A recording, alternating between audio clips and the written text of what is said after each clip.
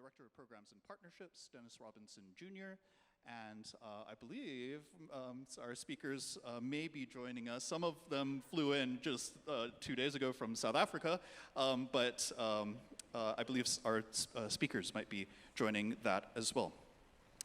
All right, enough of me. Let's learn more about tonight's speakers. Musicologist, writer, and opera lover Naomi André has been appointed Seattle Opera's inaugural scholar-in-residence. You're now in your third season, or maybe it's fourth season, as our scholar-in-residence, which is a great honor to us. She is the author of Black Opera, History, Power, Engagement, which the New York Times describes as a, quote, necessary exploration of how race has shaped the opera landscape in the United States and South Africa. Dr. André is the David G. Fry Distinguished Professor in the Department of Music at the University of North Carolina, Chapel Hill, and was previously a professor in the Department of Afro-American and African Studies, Women's Studies, and the Residential College at the University of Michigan. She is a founder of the Black Opera Research Network. Thank you, Naomi, for being here.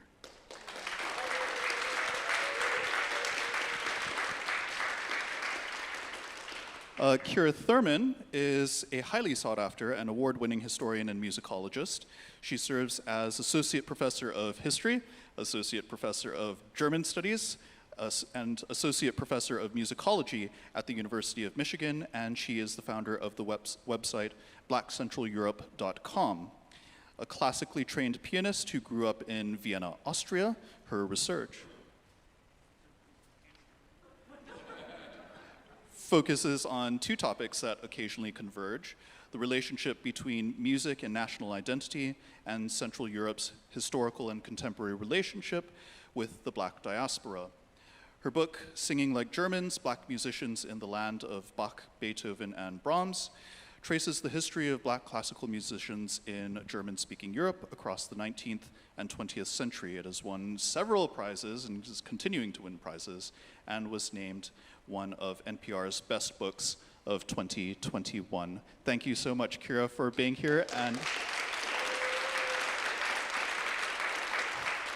And with that, I will leave it to the both of you. Terrific. Oh, great. I just want to thank you, Seattle, for showing up. It is a Thursday evening, and everyone's so busy, and we still are doing masks, so thank you so much for being here. I want to thank Seattle Opera, because it is such a joy to come here and talk about opera. I'm somebody who most people looking at me as a I don't know, middle-aged Black woman, what are you doing in opera? And yet Seattle Opera is just so warm and embracing and asking really great questions about things. I also love this opportunity to be able to talk with somebody who I have admired for a long time, has watched going from sort of late graduate school into professional world, becoming a superstar. And I have left the University of Michigan, have moved to UNC Chapel Hill, and the hardest thing is not living just a few blocks away from people I think the world of. It is such an honor, and thank you, Seattle, for bringing her here and letting us have this conversation. So, a lot of fun things. You're hearing, and you know, usually I don't say so much that's so, oh, look at us, but mainly to amplify my wonderful colleague, you've got two Black women talking to you who've got PhDs and are professors talking to you about opera. And it's kind of unusual, and it's happening here at Seattle, so amazing, wonderful. Okay. We're basically going to, instead of having a full-blown, you know, who knows where it'll go conversation, working with Dr. Thurman, my dear friend Kira, she is just super organized and has all these PowerPoints and things to help us structure things. So this is what we're going to do. We're going to start, there'll be a little bit of really getting into her research and what does it mean to this very provocative title, Singing Like Germans, and having Black folks in Germany, sort of what does that mean? What does that mean for opera? How does it sort of provide a background for Tristan und Isolde, all of this stuff. We were going to bring this together. What I think I would like to do before just getting into any sort of probing questions and stuff like that is that I'm going to turn it over to you for a reading. I want you to know that we'll be talking, having a conversation, learning a whole lot about the book, but we're also going to be moving to have a time for you to ask questions. So anything you've got a question about, just sort of make a little note. We will come back to it. And I'm turning it over to you. Thank you. No, thank you. And thank you so much, Naomi, for your lovely remarks. I miss you already in Ann Arbor. I really did live around the block from her place. I would jog by it while, in the morning sometimes. Yes, I think and also I should say thank you to Seattle Opera. It's been so lovely being here. It's really been such a joy. I'm already trying to figure out how to ask how I can come back and when I can come back, right? Because I just loved it so much. So what I'm going to do is read the introduction of my book. I foolishly forgot my copy at home, but as you can see over here, you can by all means buy a copy of your own to take with you, as well as of Naomi's 2 different books. But what I'm going to do first is read the introduction, just read a little bit of the introduction to get us started so that you can understand what I work on, which is the history of Black musicians going to Germany and Austria in the 19th and 20th centuries. Can you all hear me okay? Okay, just making sure. Okay, well then here we go. I think this reading will take about maybe 5 to 10 minutes is my plan. So just so you're aware of the time for it. Okay, so this is the introduction, line 1, all of that. Grace Bumbry glittered in gold. The African-American soprano glided around the set of the Bayreuth Festival Theater, shimmering under a dim glow of light filtered through laced netting that flooded the stage in gentle waves. Playing the role of Venus in the 19th century German composer Richard Wagner's 1845 opera Tannhäuser, Bumbry sparkled with each turn, embodying the tempting seductress she had been cast to perform, singing of love and lust to an enraptured audience of nearly 2,000 listeners, including international dignitaries, high-ranking classical musicians, music critics, and socialites. Built between 1872 and 1876, the Bayreuth Festival Theater, where Bumbry sang, was a national monument of sorts, a shrine to the works of Wagner. And every summer, pilgrims flocked to the small Bavarian town to hear Wagner's operas performed in the house that he had built. But in the summer of 1961, news that Wagner's grandson, Wieland Wagner, had hired a young Black soprano to sing inside Bayreuth's hallowed halls sent shockwaves across West Germany. Prior to her performance that warm July evening, hundreds of letters of protest had bombarded the opera house, declaring that Bumbry's presence in Bayreuth would have that most quote-unquote German of composers rolling over in his grave. Bumbry ignored them all. And on the first night of her appearance, the aspiring diva received a 30-minute standing ovation. Her performance earned her international accolades and vaulted her to stardom. Bumbry's Bayreuth debut brings to light many different themes in German history that were hiding in plain sight. First, it illustrates how German audiences' understandings of classical music, long heralded as the most German of the arts, could shift depending on the political era. No composer better symbolized how swiftly listeners could change their positions on music than Richard Wagner himself, an ardent anti-Semite and German nationalist, whose music Adolf Hitler later publicly avowed and generously supported. After World War II, however, Wagner's operas came under close scrutiny by Allied forces because of the composer's perceived proximity to Nazism. And many performances of his operas were either banned outright during the early occupation years or strongly discouraged. To bring Wagner back from the dead, the Bayreuth Festival Theater embarked on a rescue mission.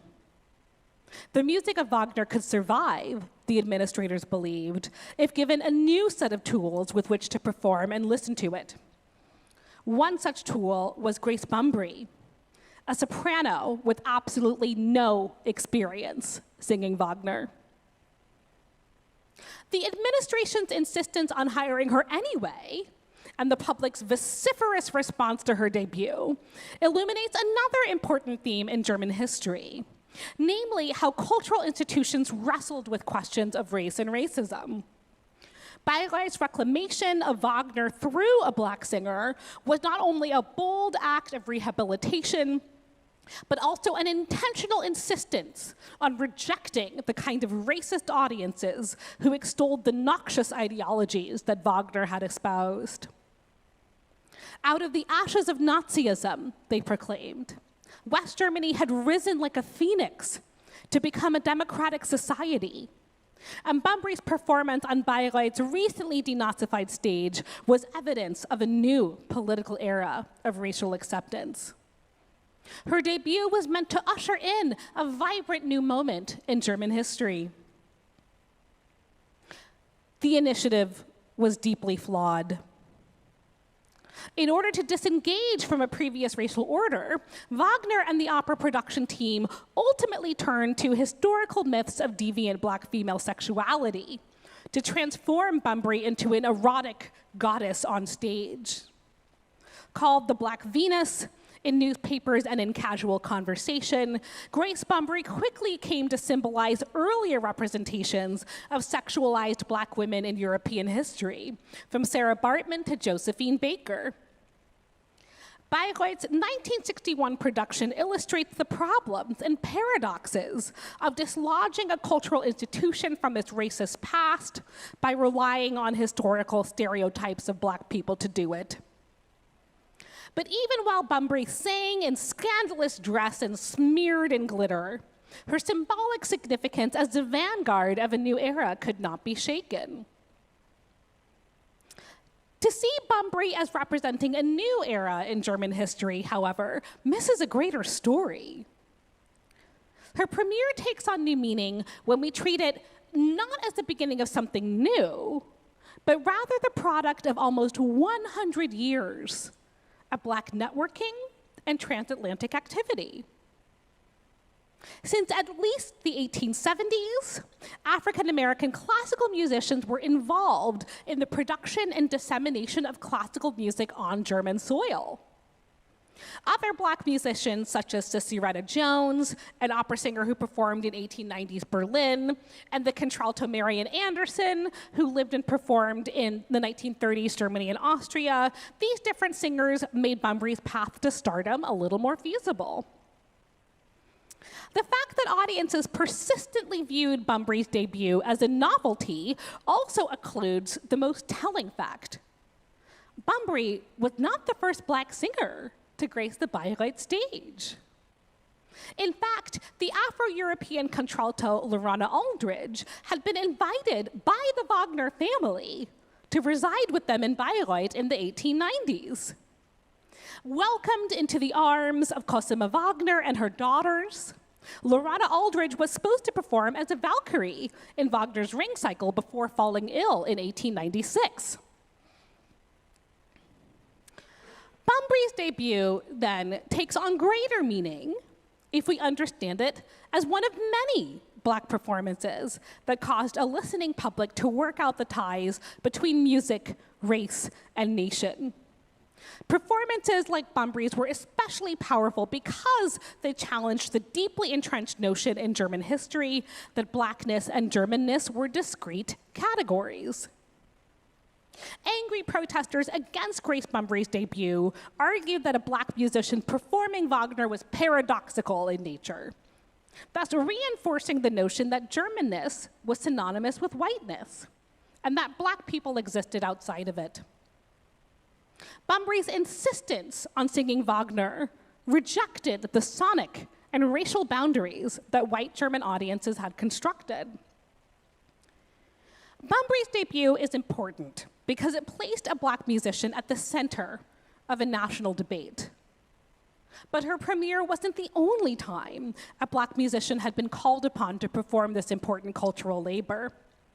Using documents that I collected from over 30 archives in Germany, Austria, and the United States, this is also why I'm tired, this book traces the long history of Black classical musicians, both singers and instrumentalists, from the Americas, the Caribbean, and from, of course, within Europe, who studied and performed in Germany and Austria, the musical heartland of Europe. It narrates a story across the 19th and 20th centuries, beginning in the 1870s, after the abolition of slavery in the United States, and German unification, which happens in 1871. And it ends in the early 1960s with the construction of the Berlin Wall in 1961, 1 month after Grace Bumbry's debut. It follows Black musicians through every political era in modern Germany and Austria, starting with Imperial Germany and Austria, the vibrant and volatile 1920s and 30s, the rise of Nazism, the creation of 3 political states after 1945. You get Austria, the West Germany, and East Germany. What my book demonstrates is that by virtue of what they performed, where they performed, and how they performed it, Black classical musicians consistently challenged their audience's ideas of Blackness, whiteness, and German national identity.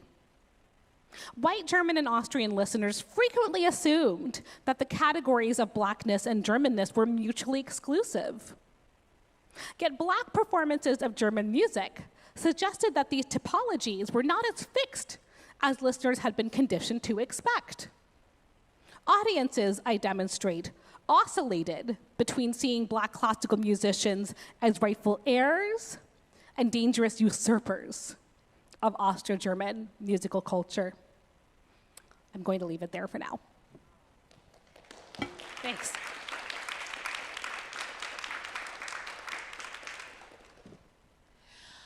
Wow.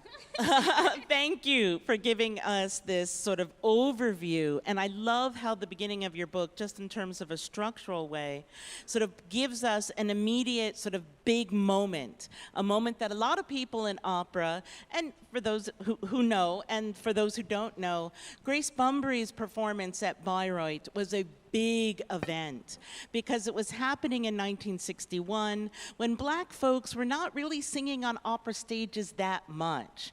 We have or at least we think they weren't. And I think a lot of our work, you looking in Germany, me looking at a lot in the United States, there's really this history of having Black folks pop up in opera, from different singers to different composers, going back into the 19th century here in the U.S. That's actually part of the project I'm working on. But also, we have these big signal moments. Marian Anderson singing at the Metropolitan Opera in 1955, and then here just a few years later in 61, Bunbury singing as Die Schwarze Venus, as she was called, the Black Venus, in Bayreuth. Marian Anderson was singing, interestingly, as Ulrika in Verdi's Ballo in Maschera, which is a sort of medium who, a witch, somebody who connects with the other worlds. So these exoticized roles within the mainstream repertory, really interesting things.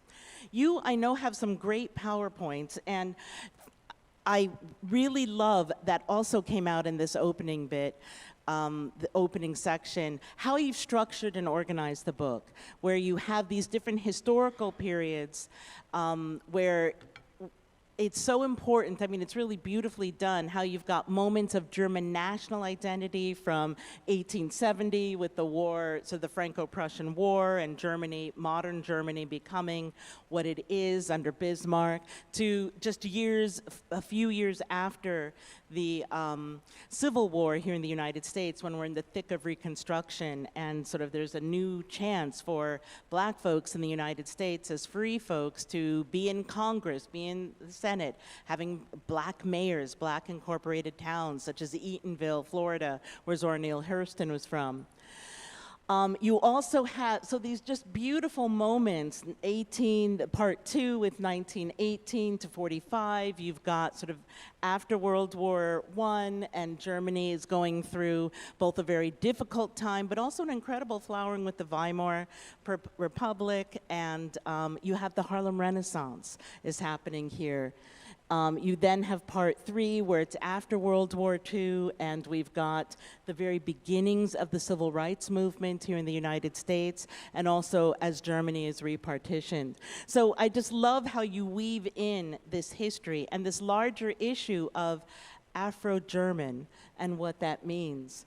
I know that you are sort of thinking about, or when we think of Blackness in the United States and musicians here, and Black folks performing in Europe, and the space that Europe provides for Black folks, whether it's in jazz, whether it's James Baldwin and Langston Hughes writers, and what it means for musicians who are singing classical music. Can you talk about that a little? Sure. So I'm definitely going to talk about it, and I will also do another reading. Let me see if I can grab that really quickly. So the way that my book works, which does look extensive, but I promise it's readable. I promise it's not entirely, boring. But NPR liked it. That's the other thing. That's right. It was like an NPR Best Book of the Year or whatever. So, but the way that it works is you can kind of see as I start off first in the United States and then kind of follow musicians across the ocean to Germany and Austria, kind of bopping back and forth, throughout the rest of the chapters, but taking seriously how Germans are also understanding them, how German culture is understanding them, because I am, at the end of the day, a German historian. So in terms of structure, this was the thing that was really fun about my book, but also exhausting, and why I want to nap, is because, I was really insistent and adamant about taking a long time period, about 100 years, which for German historians, they're like, what are you doing? That's too much.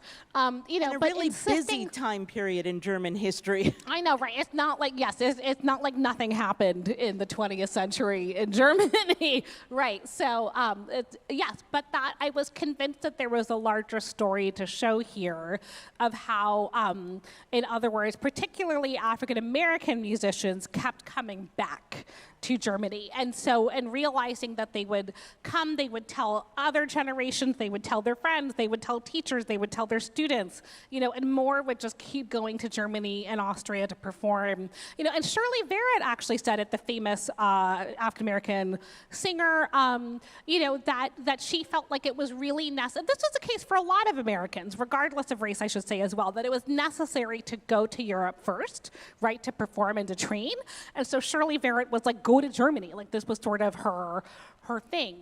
So what I'm going to do next is read an excerpt, also from the introduction, that gets to this question of Black motivations for going to Germany and Austria to perform in different opera houses. And I should say, of course, the thing about Germany and Austria too is just like, from Shirley Verrett's perspective, really quickly, the sheer number of opera houses that you could study at, train at, do a young artist program, et cetera, was always really exciting and really a benefit over 80, and that there's a book by a friend of mine named Emily Richmond Pollock looking at, for example, a tiny scandal, like an opera scandal, at an opera house in Mainz, which is a small Western Germany, like Western German town.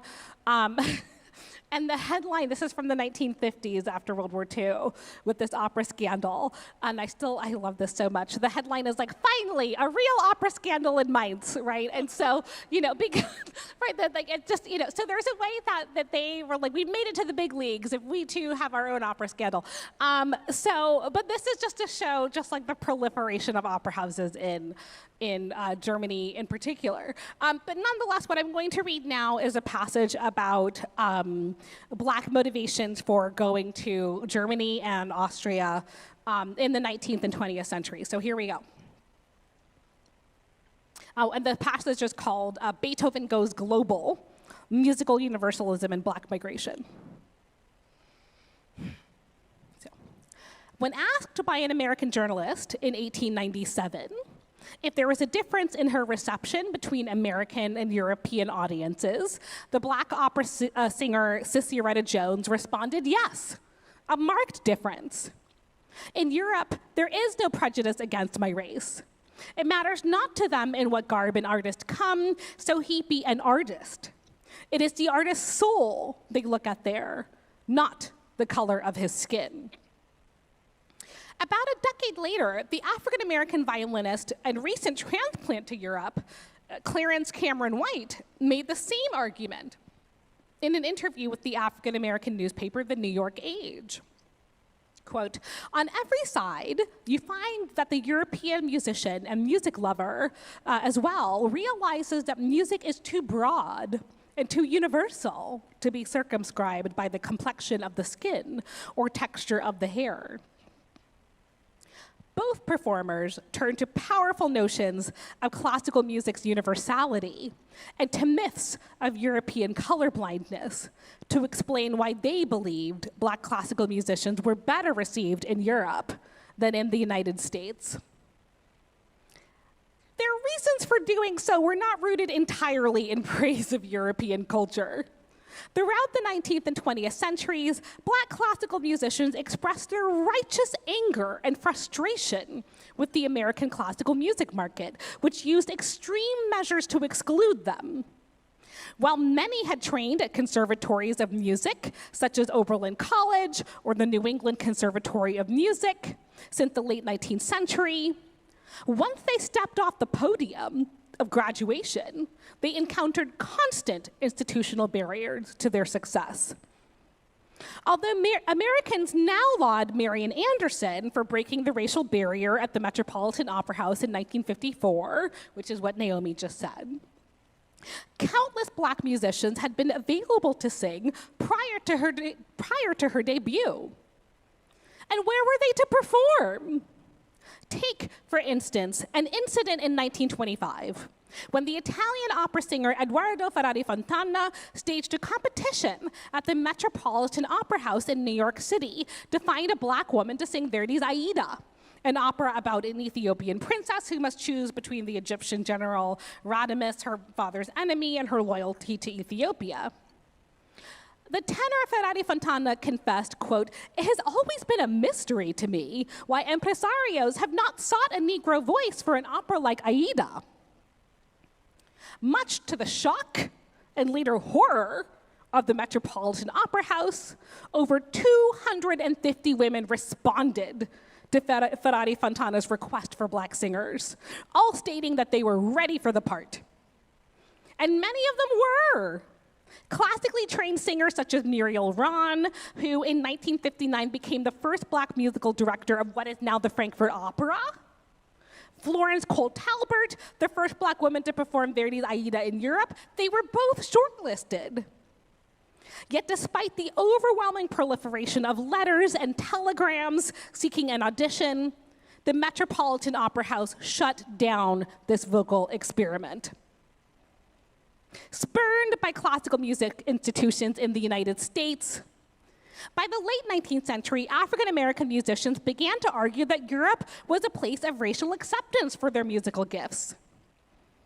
Black praise of Europe, however, frequently had less to do with European racial attitudes than with African-American dissatisfaction with life in the United States.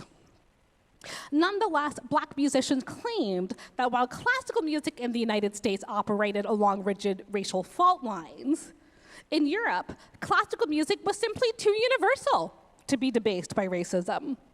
European support for their performances, they said, was proof that musical universalism was transcendent. I think I'm going to stop it there. Thank you. Yeah, thanks. As you can get a sense of the rhythm and the flavor, the lyricism with which you bring all this history, it tells such a great story. I mean, I can't believe it. There was a competition, 1925, where the Metropolitan Opera said, hey, we want a call to have a Black Aida. 250 applied, and then they're like, whoa, let's shut this down.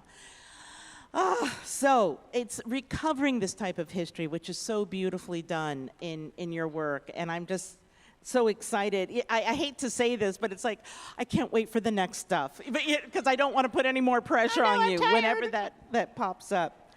So we have this issue of sort of what is at stake for Germanness when Black people are singing the music that, and you've got in there, you know, they close their eyes and sometimes they can sort of, they forget the person is Black, having the music come through. This transcendence, the universalism you were just talking about. And then what is at stake for Black folks who might come from the United States, but then to sing in Europe, and it's not as though it's a, as you're saying, a free space where everybody could you know, live in perfect harmony, but where people were allowed to have careers. And we see this with people still today. Oh, yeah. I mean, this is a hard thing to, you know, to hold. I try to hold two things, that two things can be true at once, even if they are or feel contradictory. One being that for so many African American classical musicians, sopranos, etc., you know, that Europe really did feel like this land of freedom. You know, that Cissy Jones, this African American opera singer in 1895, was like, hey, I can stay in any hotel I want. Right, I can drink from any drinking fountain I want. Like, there's just the lack of a certain kind of Jim Crow, like that makes Europe so exciting and exhilarating. You know, and Germany in particular as like the land of Bach, Beethoven, Brahms, which is the title of the book. You know, so on the one hand, I want to hold space for that, while at the same time I'm still interested in how nonetheless they're being exoticized on stage, and how Germans have their own, you know, tradition of kind of pushing out people of color and Black people in particular from their musical worlds and from national, I mean, in particular, national identity, which is the thing that I'm interested in as a German historian, not only a musicologist. That leads us to another topic, but I want to make sure we get through the stuff you wanted to present. Are there a few like slides? I'm trying to think, like other slides or other things like that. And actually, let me look at my PowerPoint as well. You know, I mean, I'm trying to think of I'm like looking really quickly. Because the big question I want to get to is this: how you are uniquely positioned to be asking these questions. Right. And yes. Sure, so we can hold off on that for one sec? Sure, I think, you know, maybe what I would argue, let me go back really quickly, is here we go. You know, so the thing that is so interesting to me, thinking about German music, which I adore and love, and again, grew up on, growing up in Vienna, Austria. As a pianist, I'm not a singer, I apologize, everybody. You know, but the thing I find so interesting and what's so fascinating about what happens here is there's this language of musical universalism, that music is a universal language. And then my joke is, okay, if it's a musical language, it has, like, if music is a universal language, it has a very strong German accent, right? Like, there's a way that we see German composers dominating, certainly in the 19th century, you know, classical music worlds in particular, and the idea of who is the most universal, so to speak. So, and you know, so much so that the joke is, in the 19th century, there's an American journalist who says it by the late 19th century, that there are two types of music: German music and bad music, right? I mean, that's sort of the joke, right? I mean, we're not ascribing to it, but nonetheless, we're pointing it out. You know, and so the thing that is so interesting and fascinating, what happens, and what I'm pointing out in a lot of ways, and when I have, as an example, this is a Schumann quote, right, that also gets at this, the sort of universality, not only of German music, but also like how this is a gift that German speakers in particular have to offer the world, is sort of their music, German music, is the most universal. Again, the irony and the paradox here of like claiming this music as universal and using that for the purposes of nationalism. You know, and so, but the thing that's so fascinating and so, what I love so much, the irony here, is that because this music is considered universal, we have African Americans in the 19th century start to claim it.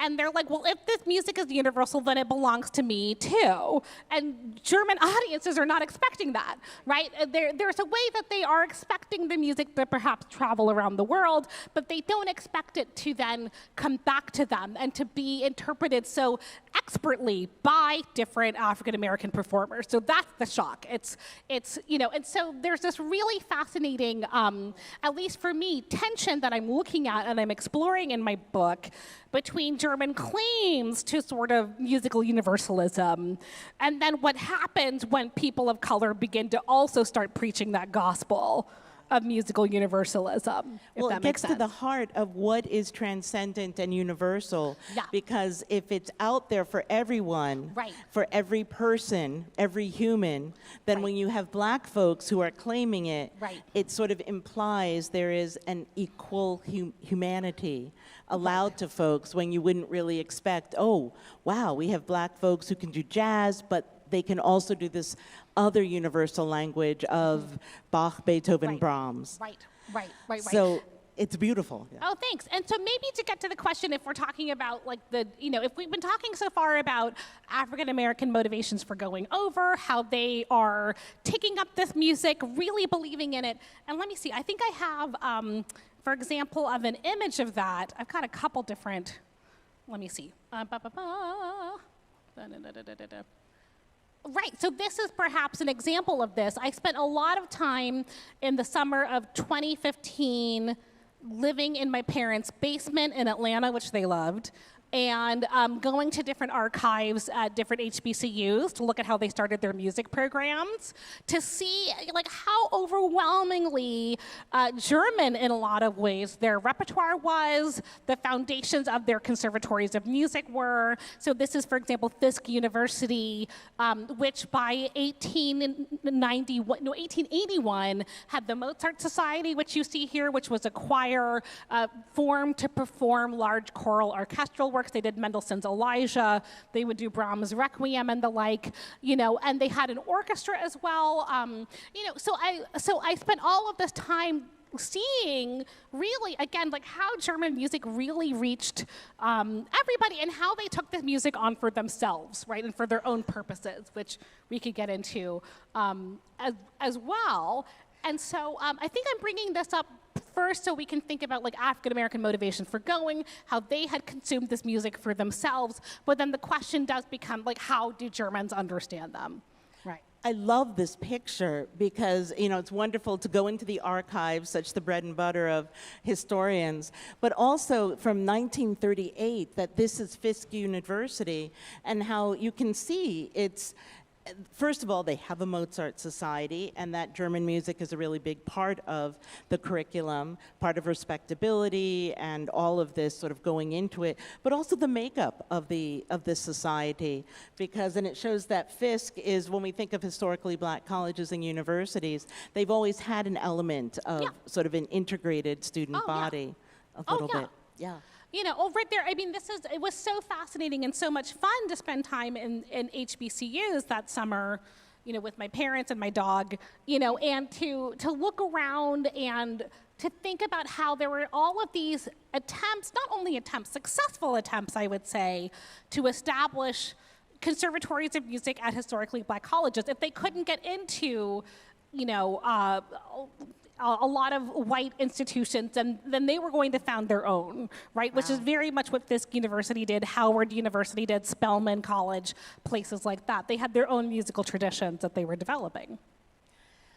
This is something I'm, unfortunately, with my eye on time, and I want us sorry. Yes. to all, no, that's okay. I want us to be able to talk a little bit more and then to get questions that people have. I had mentioned that you are uniquely positioned to do this in terms of being somebody who understands American culture, African American culture, and then German culture, and then to bring and be a musician. Right. And you've sort of dropped little bits of this throughout, but I just want to sort of amplify this. If somebody were to look at you and see you, perfectly adapted and talking about things here in the U.S., people would just normally think you grew up here, and this is, you know, your world. Right. But, and then you sort of, I don't know, went on a German Goethe Institute, DAAD fellowship, which are amazing and wonderful. But that actually wasn't your journey. No. Yeah. Genau, Sie haben keine Ahnung. That's German. Right, so, which is to say I grew up in Vienna, Austria. There have been 4 generations of my family in German-speaking Europe.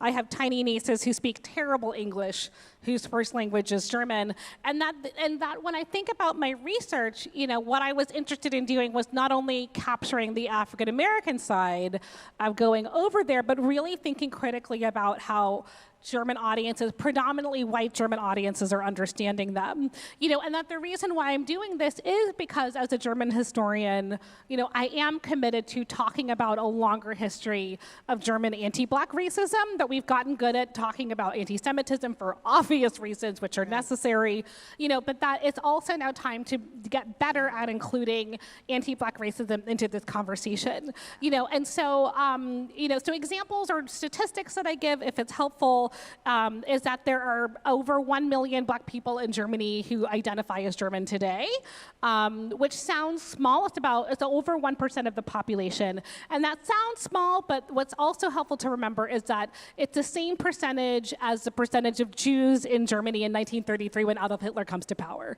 right? So in other words, it's not just or only about size or numbers. It's about representation. It's about visibility. It's about what these numbers somehow come to represent or mean in German culture and society. And actually, I can show an image that gets at this. You know, this was very much I'm really gonna go all over the place. You know, this was very much my experience growing up. In Vienna is this T-shirt that this one Black artist made in Berlin. He would wear these on the street. This was like his avant-garde art project in 2016, you know, of how Black people in Germany are constantly asked, like, and when do you go back?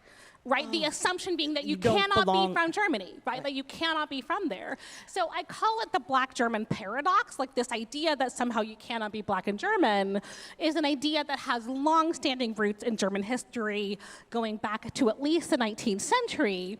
You know, and so, and that's something that I experienced growing up that I could not possibly be German or Austrian. It's something that I'm worried about for my nieces growing up in Germany today. You know, and so the thing that was so fascinating, though, about my project was that, and I'm gonna skip ahead, you know, is that for people like Marian and others, when they start performing German Lieder, when they start performing German opera, there's a way that they are really challenging, sometimes by accident, this idea that you can't be Black and German, right? They're performing so well, their accents are flawless, right? Their diction is perfect, right? That it really causes, oftentimes, frankly, German audiences to have meltdowns. Like they don't know what to do with the fact that they have, you know, people performing and practicing Germanness, I guess, you know, which means then that it's like, it's not something that has to be inherited, like biologically, but that anybody can do it. Becomes one of the revelations of like hearing Marian André sing German Lieder so well, or Jesse Norman, right, singing opera. Which goes right back to your thought of this music is transcendent and a universal language. So what does it mean when so many people get to? It means meltdowns. It means people have meltdowns. Wow. Well, just to like pick up on something you mentioned, you said you're you're 4 generations of Germans in your family. Also, you have a connection to Tacoma, Washington. That's right, which is very random. It's true. So the reason why my family went over to Vienna in the first place is because my grandfather went to the University of Puget Sound. Hooray, he studied chemistry and became a nuclear chemist. And then he worked for a nuclear power plant nearby. I feel really bad that I don't know what it's called. I think maybe Alex said Hanford. Anyway, something like that. And then it was a power plant where people constantly got poached by the United Nations and the International Atomic Energy Association, or IAEA. So my grandfather got coached in the late 60s. And so my dad my dad also went to the same school that I did in Vienna, which I grew up around the corner from my grandparents in Vienna. It's like it's a particular kind of story, I guess I would say. It really is. I've known you for many years now, and I was just finding that out, like, oh my gosh, you had multiple generations there. Yeah. You were born there. Right. Wow. Right.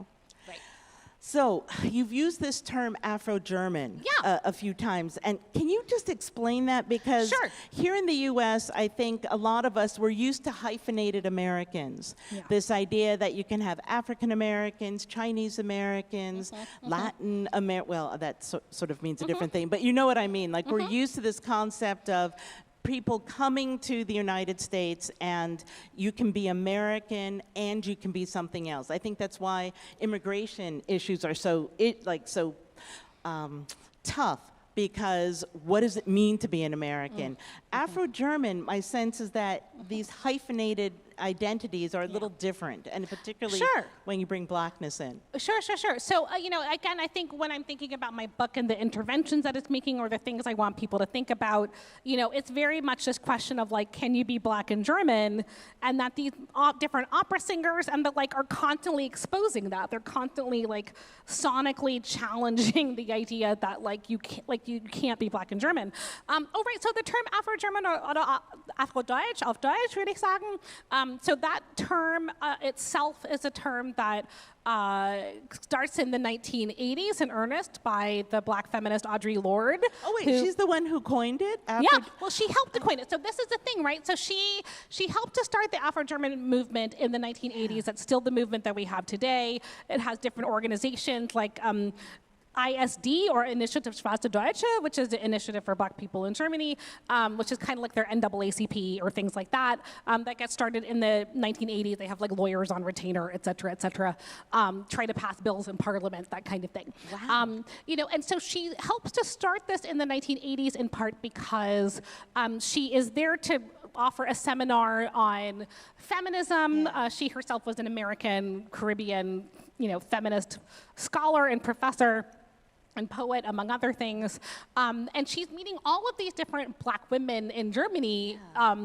And she's like, number one, what's going on? And then number two, she was like, what do you all call yourselves? And they're like, what? And she's like, what do you call yourselves? And they were like, well, they only had negative terms that German society would call them, like Mischlingskind, which is mixed child, or Besatzungskind, which is occupation child. Anyway, they had all of these negative terms. And she says, no, there is power in naming yourself, right? What is a term that you can come up with for yourself? Right, and that's how the term Afro-Deutsch or Afro-German gets born, right? There's something really powerful about that kind of experience in that moment. So even when you've got singers like Marian Anderson or other Black singers, Shirley Barrett when she was there, Grace Bumbry, they didn't have this term, and so sort of naming it was helpful. Yeah. I didn't realize Audre Lorde. And I should say, as Marian Anderson is coming over and performing, or as Shirley Barrett or Gloria Davy or others are coming over and performing, they are meeting Black Germans, but there's just not the language or vocabulary per se yet to sort of think about what is a collective kind of Black German experience, if that makes sense. So I think that's really related to all that you're showing with musicians are one group of this world of Afro-German. So here's an example. Annabelle Bernard is a African-American soprano who becomes the first, one of the first Americans to have a full contract at the Deutsche Oper, right, in Berlin in 1962, I think she gets it, right? And so she is a mainstay staple of the Deutsche Oper for decades. I think until the late 80s, early 90s, I want to say, or something like that. But she's also very involved in the Afro-German movement, which is really interesting, right? And I didn't know that part until another friend told me that. So there are all of these really interesting connections that way. What music is bringing together. I think before we open it up to questions, I want to make just one, and so think of questions. Also, if there's something final you want to say before we open it up. But I really love this sort of coming full circle where Grace Bumbry, she opens her book and she's a really important articulation of Blackness on the German stage, how she was in her 20s, wasn't she? Yeah, young. And she was hadn't sung Wagner a whole lot before. Not a lick of Wagner. And yet it was so important in terms of what it's done for German culture, American culture, Black culture. We've got an interesting parallel situation here. A very experienced and nurtured by Seattle, Mary Elizabeth Williams, who probably would have been singing more German had the pandemic not interrupted a bunch of things. I know there were things on her calendar. But here she is, sort of nurtured, having sung a lot of the Puccini, Verdi, Leonora's, Maria Stuarda, sort of big lyrical Italian roles. And she, as far as I know, and I haven't looked through this entirely, but I've asked several people, I think she is the first Black woman singing Isolde. And which is an amazing thing, Seattle. And yes, really, you have nurtured her. She's had one performance, she's got one tomorrow night, and then two more. I think she's going to be singing this role in Paris. I think that's already scheduled. But oh my goodness, there's like a really important big moment happening here. And that Seattle is supporting it is wonderful. And there's so many other cases. It's not, I mean, what makes the story so fun is that Seattle Opera doesn't just have one Black singer or one Asian singer, but that peppered throughout, boy, that's really an unfortunate choice of words, sorry, sort of sprinkled throughout different casts. Yeah. You have singers of color, not just, I mean, it's great to have Black folks, very love that, but you have a lot of different Asian singers, you've got Latino singers, Latina singers. It's just incredible what's happening here. So, are there questions? Sure. Oh, yes, we have one way up at the top. Sure. Do we have a microphone? I think we do, and Alex is doing. Okay. Oh, Alex the is going to bring a heroic microphone around, which is helpful, hopefully, for everybody. So, yeah, do you see him, the man with the beard, I think, in the. So, great. This is terrific. Your conclusion of your three parts. Question there, but what would a Negro want with Beethoven? It just raised questions for me at a time where we're talking so much about white supremacy, so much about white exceptionalism, so much about deconstructing the Western canon, which is certainly in all areas of art. I'm just curious, how does this question work out in your book? What would a Negro want with Beethoven? Right. Yeah. That's great. No, thanks. And so that it's, if it helps, it's taken from that line is taken from, which you can read in the conclusion, is taken from a film in 1962 called Gottes zweite Garnitur, which I forget the name in English, God's second string, I think something, that's a terrible translation. But it's a film from 1962 that's kind of like the German version of Guess Who's Coming to Dinner, right? In which a young white German girl falls in love with an African-American GI stationed in West Germany. And when the family first meets him, they didn't know that he was Black, so they were going to give him a Beethoven recording, being like, this represents the best of us, this represents the best of German society. And then they find out that he's Black, and they all go to the kitchen. They're like, what do we do? We can't give this to him anymore. What would a Negro want with Beethoven? So that's sort of the context for that, if that helps. And so to answer that question, or to think about it in a couple different ways, at least within the context of my book in the 19th and 20th centuries, that there's a way that playing, and this is very much the first chapter, if this is helpful as well, that like playing Beethoven or playing these different German composers in particular did allow for African Americans to imagine a life for themselves outside of the United States. Right, and that was really freeing and liberating, that they could imagine, with the help of, I didn't even get into this part yet, that they're all being trained by German teachers. Like, this is also the first chapter of my book. It is crazy how many German teachers are teaching African-American students, in particular in the 19th and 20th centuries. The names about Scott Joplin had two, that's an example, right? Like Scott, I kept a list of dozens and dozens of opera singers, violinists, etc., who were taught by German teachers.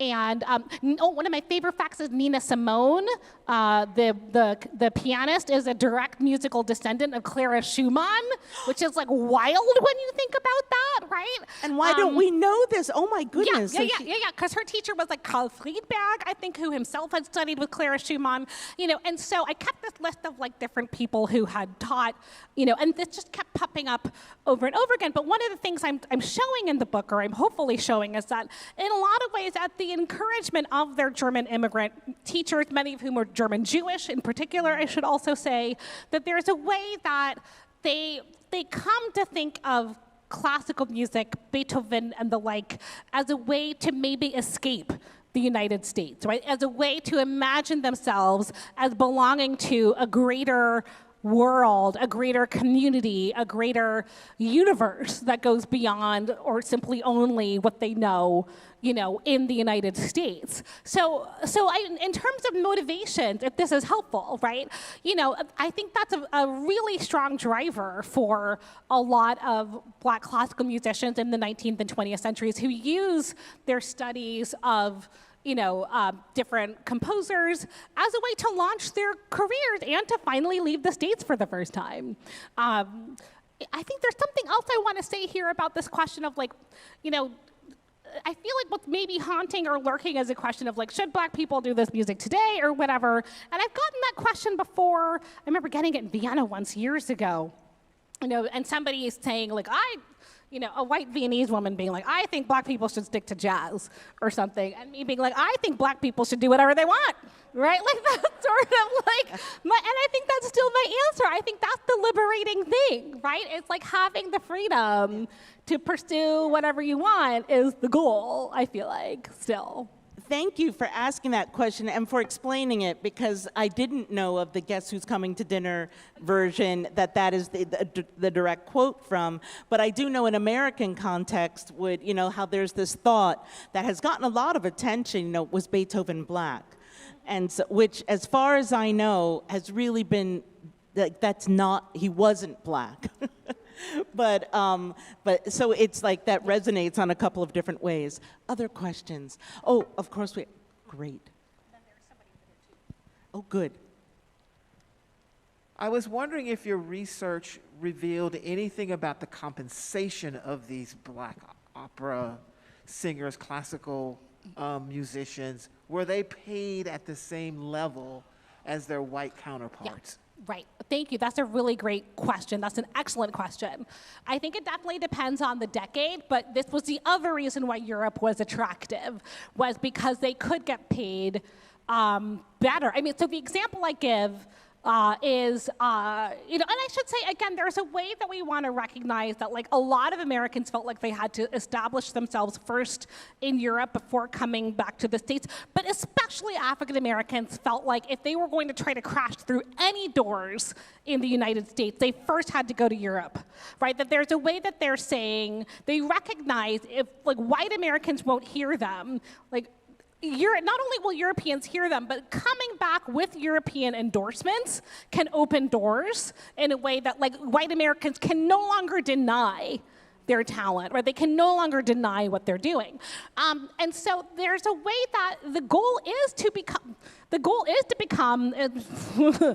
very wealthy and to really have successful careers. So the example I give, and I have an image of him somewhere in here, again, forgive the constant scrolling, is, where is it?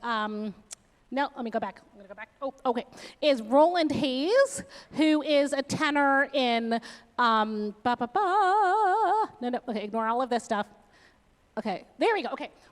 These are great examples, both of them. So Roland Hayes is a tenor who goes to Europe in the 1920s and comes back, not only an international superstar, but making an obscene amount of money. So in 1924, the New York Times reports that he is making over $100,000 a year in 1924, right? This is also the reason why we have so few recordings of him, because he didn't feel the need to record. He was like, man, I'm doing good enough, performing concerts. I don't need to actually record that much. So in terms of compensation, there are a couple different ways to think about it. One, if you could become an international superstar,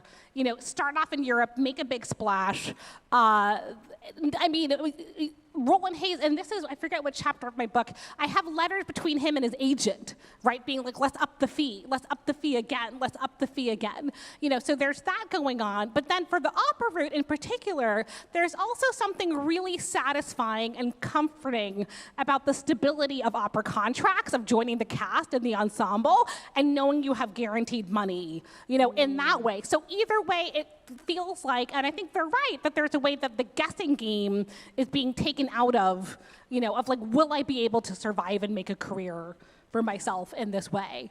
Yeah, great question. Yeah.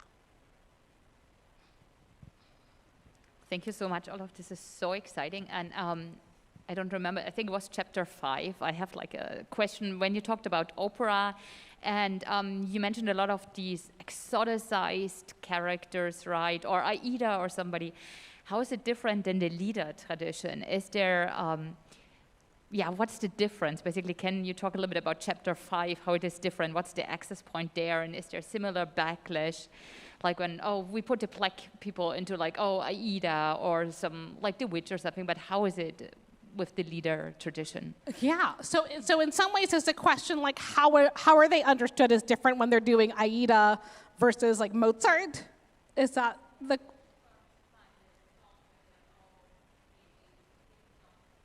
Oh, sorry. Yeah, sorry. By the way, it's almost like, we can put that singer in that, you can typecast a person. But is there a similar backlash with the Lieder, or is it different? With Lieder, yeah. Okay, with Lieder in particular. Yeah, this is what I love about, this is what I love about singing German Lieder in particular, is that, this is no shade on opera, which I adore.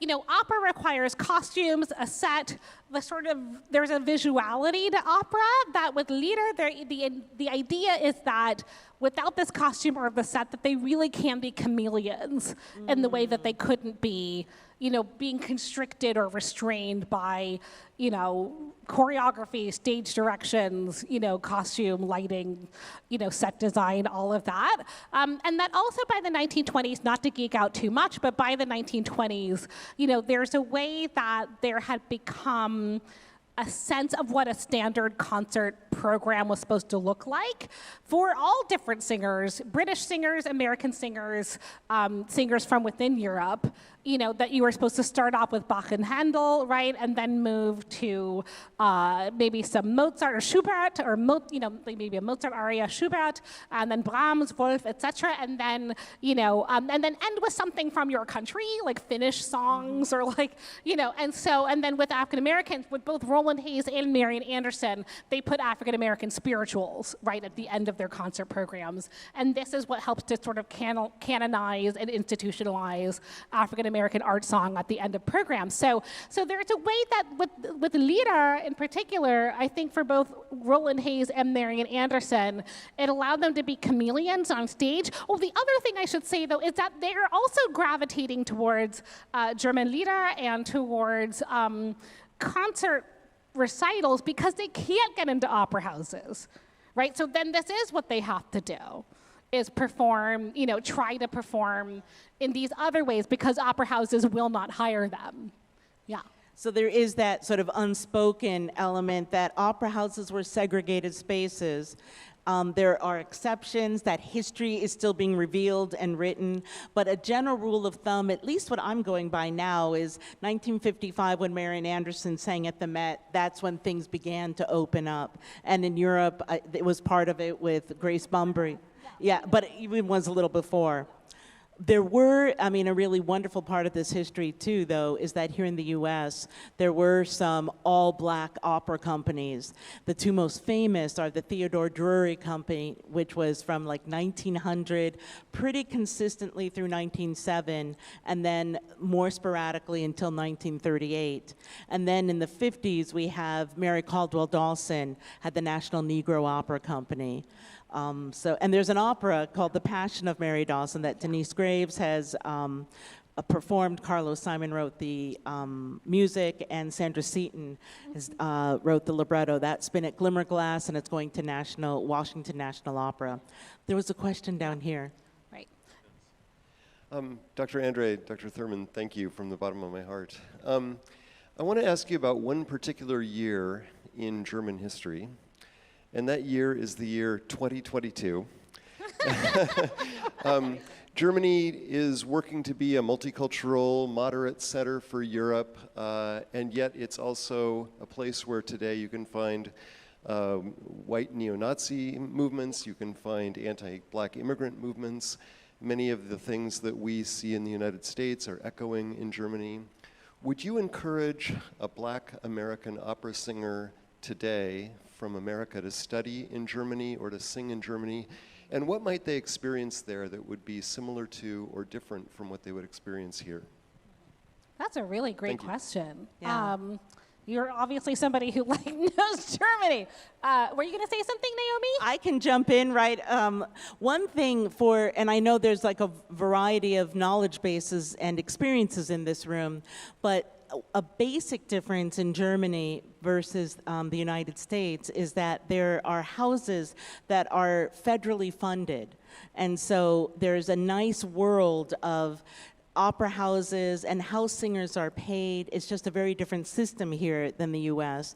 I know that there are some African American singers who have gone to Germany and have stayed there. They've gotten contracts and they have health insurance. During the pandemic, they were paid, whereas here in the U.S. it was just really difficult. And I know that many opera companies, including Seattle Opera, really tried to either honor the contracts when they could with the operas that were put on videos, or trying to hire them back. But in Germany, that wasn't even a question because of how things were subsidized. So on one hand, if you can get a German contract and you can sing there, that is a great thing because there's that infrastructure. And as far as I know, it's the only country. Italy, and I've done a lot of work with Italian opera and Verdi. I remember going over there in the 90s and thinking, oh, I'm going to see opera everywhere. And no, especially even now, there are fewer and fewer houses. So Germany, my understanding, it's a great place in a lot of ways, a great place for opera singers. Right. And in terms of acceptance and cultural confrontations around race, I don't know. Actually, I was just speaking with Ronnie Wade. Is that his name? Wade, the singer, black singer. He had trained at Michigan through Louise Toppin. We were talking with him on a Zoom for another project I'm working on, where people are going over to Germany, in the beginning of November. And he was saying, and he's one of these people who stayed there, who loves it, who said that in terms of race issues, he's much more nervous when he comes back to the United States. And he grew up here. And he says when he gets back to Germany, home, he's been there, I think, since the 90s, he's just said, I have a sigh of relief. I'm here, and it's all right. Yeah, the United States is not necessarily a really safe place for a lot of folks, given sort of the predominance of gun violence we hear, and it's not a really great space for a lot of black folks where there's a lot of other violence going on. I mean, yeah, but then I'm going to also say Germany's not great either, right? I mean, so that's also where, okay, tell me more about this. There is no pot of gold at the end of any rainbow, and you right? spent time in Germany, Well, yeah, right. So I mean, I would say there's a really great essay by Gary Young, Younge, on Black Europe in the New York Review of Books, where he basically kind of makes this argument that there is no pot of gold at the end of the rainbow for, in terms of which country is going to be better. It's just a matter of they're different, And is he speaking, so he's speaking about a black population over there? No, I mean, I think regardless, of just, of if you're moving from one country to the other. He's Black British. He lived in the States for a long time, went back to the UK, and has his wife is from Chicago. She's African American, and they have this conversation all the time. I have this conversation with a lot of African Americans all the time, as well. African Americans who study in Germany, who study German, German history or Black German history and Black German studies. That there's no pot of gold at the end of the rainbow, and that I mean, if I were to talk to an African American opera singer who's like, I've got a gig in Germany, I would ask where is the first question, right? That some places are better than others. Some places are safer than others. I have a rule of if I can avoid it, I don't go to East Germany, for example, right? My sister lived in Dresden for years, and it was a nightmare. Like, I have all kinds of stories, So I think that being aware, but then other places are different, right? So, but I think having the context to be able to know enough about different German regions, locations, etc. Helps, as well as I think for me, when I go to different parts in Germany, connecting to different Afro-German communities is also what is so great and what makes it so wonderful and rewarding. So, and it can come from anywhere. Like, of course, Berlin is like a big center with a lot of really great Afro-German cultural institutions. There's Each One Teach One is called, which is also a library and like a youth center. There's Ballhaus Nauninstrasse, which is like a theater that does lots of Afro-German theatrical stuff and plays, so there's stuff like that. But then, like, I was randomly in Stuttgart and like got connected with like a sort of Afro-German network and had a great time. Like, it really can kind of. So that's the other piece of advice maybe is like, if you're going to do it, make these other kinds of connections, because that's what's going to also be so wonderful and so lovely while you're also enjoying going to the opera and singing and performing. Let's see. We got one way up there.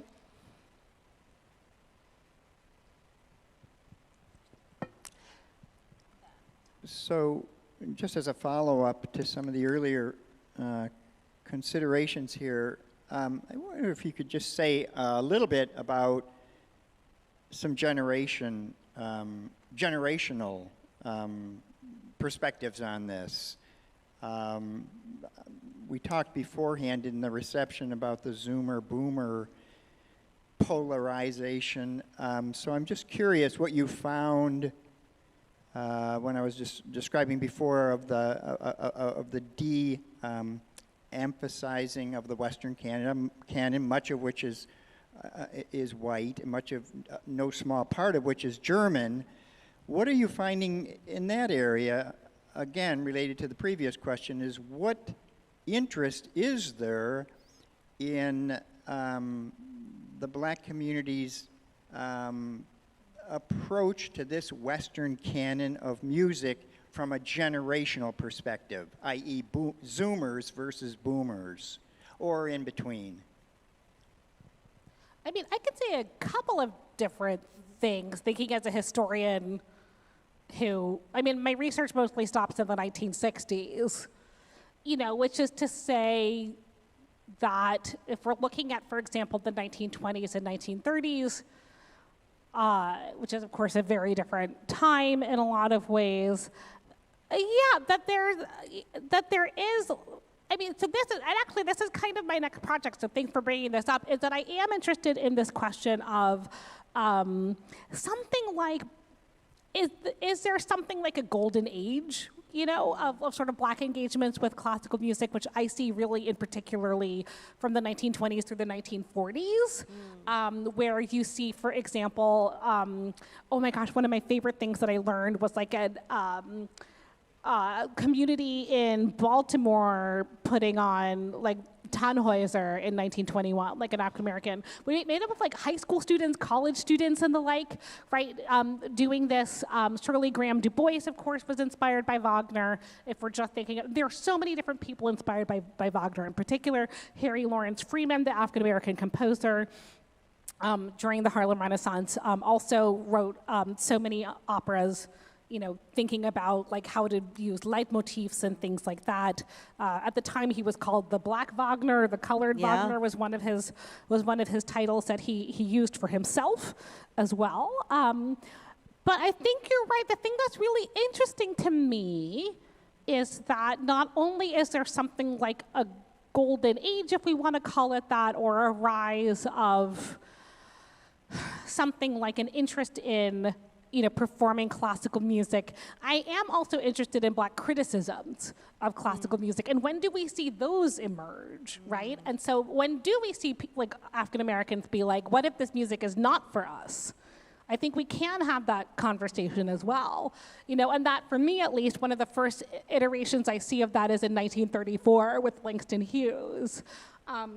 And one of his short stories, I've written about this in a piece called Singing Against the Grain. If you're interested in it, it should be free online in a magazine called The Point, Singing Against the Grain, where he kind of starts wondering and questioning if this music is simply just white people's music and that we play it at our peril.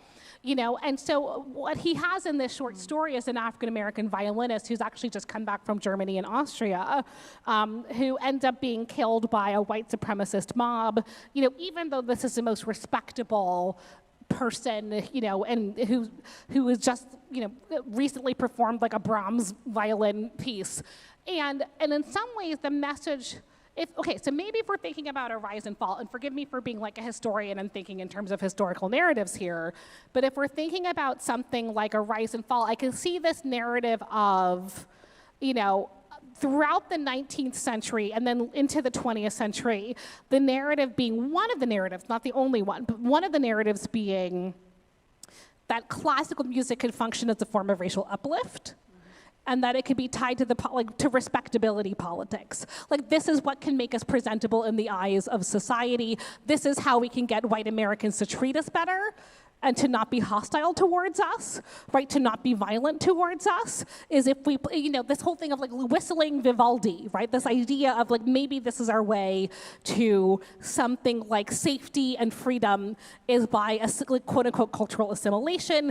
It's by performing a certain kind of respectability, you know, and then Langston Hughes by 1935 with this piece, you know, 1934, I should say, where this classical violinist, a black classical violinist, is killed by a white mob. I mean, he really does, I think, come to argue pretty forcefully that, like, classical music will not save black people from white supremacy, right? Like, it will not save us, right? And so if you're expecting it to do that, look elsewhere. I mean, so I think there are more and more critiques going on, but I would like, this is me wanting to do this kind of work in the future, is like, you know, how do we talk about black engagements with classical music and also black ambivalence towards classical music? I think you're right to also point that out. That's a long-winded answer. I have a few other pieces, sort of other narratives to weave in there. One, which I didn't know about this 1934 essay, and that's really interesting, sort of what's happening inside the black community and talking about this. I feel there are still so many stories we don't know of black music that's out there. I remember the BBC Music magazine asked me to write a piece commemorating the 1-year anniversary of Jesse Norman's passing. And I thought, okay, I'm going to either biographies and stuff like that out there, but I really want to get a sense of Jesse Norman not being discovered by white folks and, wow, look, she can sing opera, but just sort of that world that really helped nurture her. And I was going into all these different interviews, and she said that one thing her family did at Christmas is that they did performances of parts of Handel's Messiah, where I think one of her brothers played the trumpet, someone played the piano, they were all singing, and so they were doing this in their home. And there's a whole world. If black folks were concert venues were segregated to black folks, guess what? They're doing it in churches. They're doing it in their homes. They're having different groups. So my sense is that, sort of to get to this larger issue, there's this world of black folks, particularly in the United States, who are making classical music.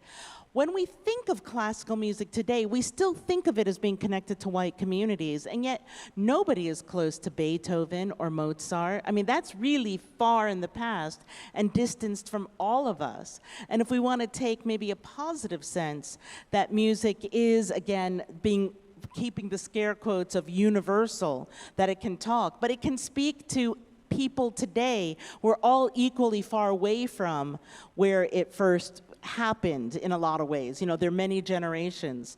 So the fact, I feel that we're uncovering these sort of histories of this long-term black families performing music, communities, things like that. So Yeah. No. I think both of them exist. Right. Yeah. I mean, just to piggyback off of that, I mean, I think this is what I was thinking about with this quote unquote golden age, so to speak, that the irony is that it's happening under segregation, right? And that what it means is that there are whole Black communities who can like create and maintain and sustain orchestras, opera houses. There's so many like Negro string quartets, Negro orchestras, right, that got created in the 19-teens, 1920s, 1930s, 1940s, you know, and that without a single white person in the audience. They're not interested in playing for white people. It's not about white people. Right. Right? It's about what they want to do for themselves because they like it and they want to play it. Right, that there's really a falling in love with this music, that Right. it's something, and maybe it's a sense of, yes, a respectability politics is part of it. Part of it. But it's kind of not this. the only thing. Right, it's not the only thing. Really? Yeah, I mean, good maybe the other questions. thing also maybe along those lines is like, I mean, this is what I mean about like, again, when that like white Austrian lady was like, I think Black people should do jazz. And I said, I think Black people should do whatever they want. You know, but there is a certain kind of like power, aesthetic power in being like, this brings me aesthetic joy, so I'm just going to do it. Yes. Right? And like being like the insistence on doing this because it brings you joy and for no other reason is fascinating and liberating and kind of radical sometimes as is. well. Be like, I like it. I just want to do it. I like it. Absolutely, and I'll take it one step further, or sort of stretch it in this way, that if we think these are the treasures that are available to everyone, then everyone who's a human can participate in these things. And I'm not trying to say that Bach and this German tradition is more human. Spoken word, hip hop, jazz, that's also, you know, we've got a lot of white folks who do those things, and that's a great thing, in that it shows that this is music that can speak to everybody. So there's sort of an element of an aesthetic beauty and joy that's part of it. Question over here.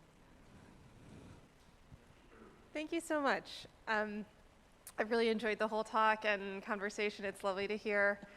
I was wondering, in the German reception of all these Black singers, how much Americanness is being conflated with Blackness, or how are audiences seeing those things as separate That's a really or together? great question. I mean, the funny thing is I actually haven't talked that much about German reception of them, you know, so that's a really great question.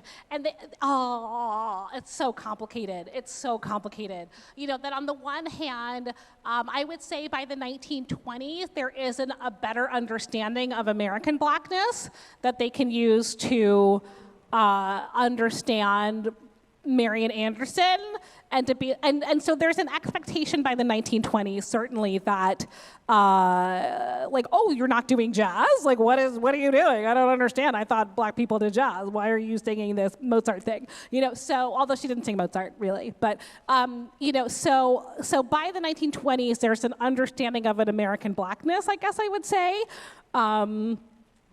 but at the same time, over and over again, there's a really fascinating flattening of Blackness, of not knowing, like, especially in the 19th century, what I find so fascinating is not understanding that Black people can be from America, and thinking that they could only be from Africa, and then you have to do this thing of them saying, you know, of like, no, and I should say as well, like, this is really complicated, but this is something I experienced my whole life, of like people being like, I remember being 8 years old in Vienna, I still remember this, and like at a zoo, and like this old Oma, this old like, you know, white Austrian lady being like, do you miss Kenya?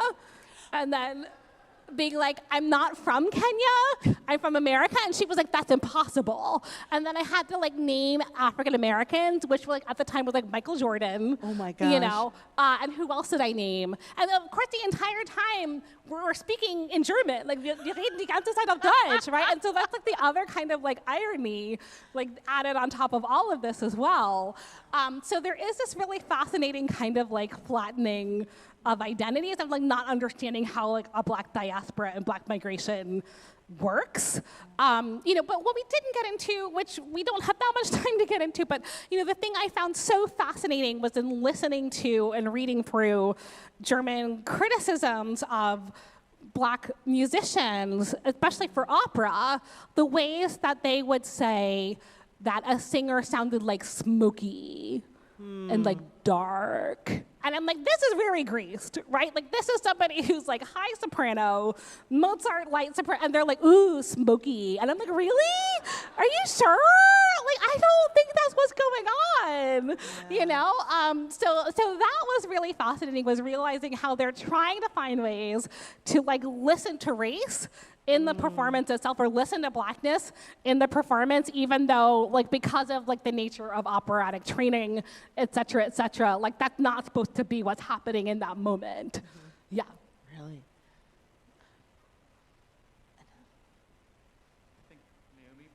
Is this on, Terry?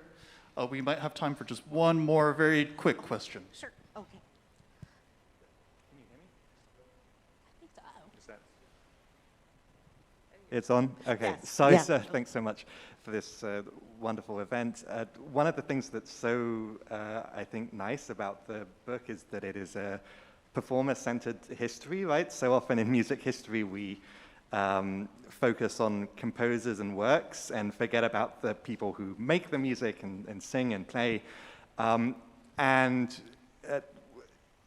can't help but want to ask what the prospects of black composers were like in Germany, however, right? I mean, you mentioned Rowan Hayes' spirituals, which were, I mean, of course, he was doing some composition with that kind of thing, but I'm wondering what the broader story is there. Was Germany an attractive prospect for black composers, and what particular challenges and possibilities might have been present there for composition?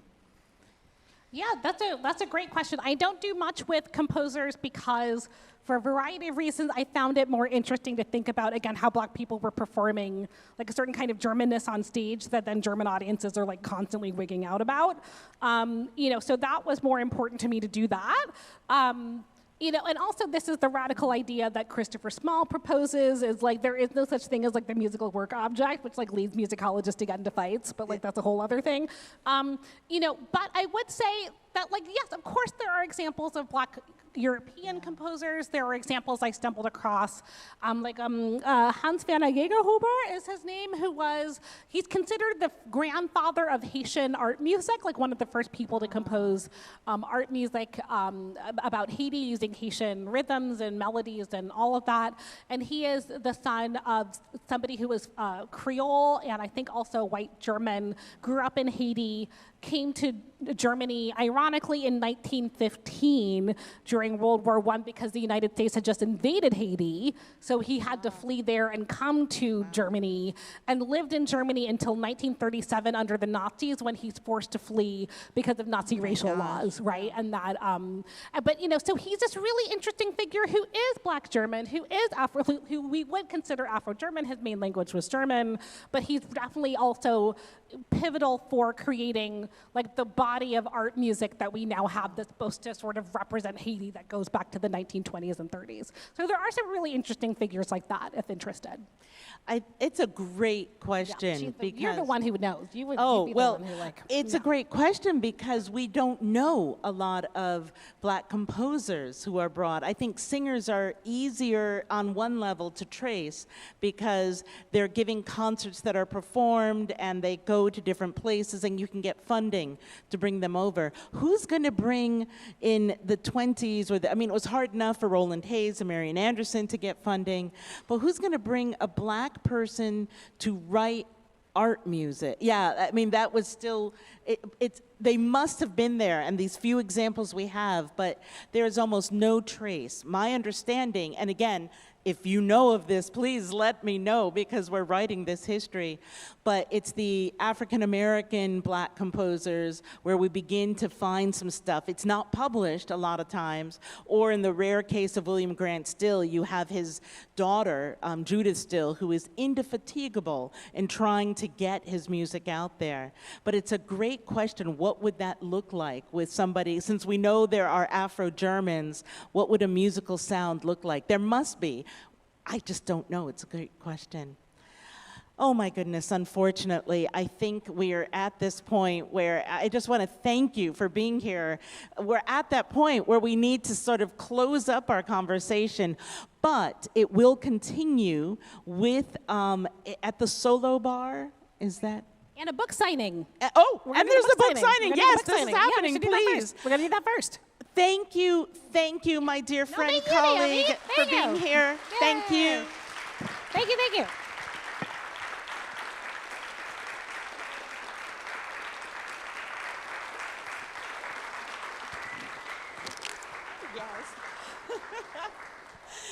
So please continue. We'll be up here. I think if you need a signature on a book,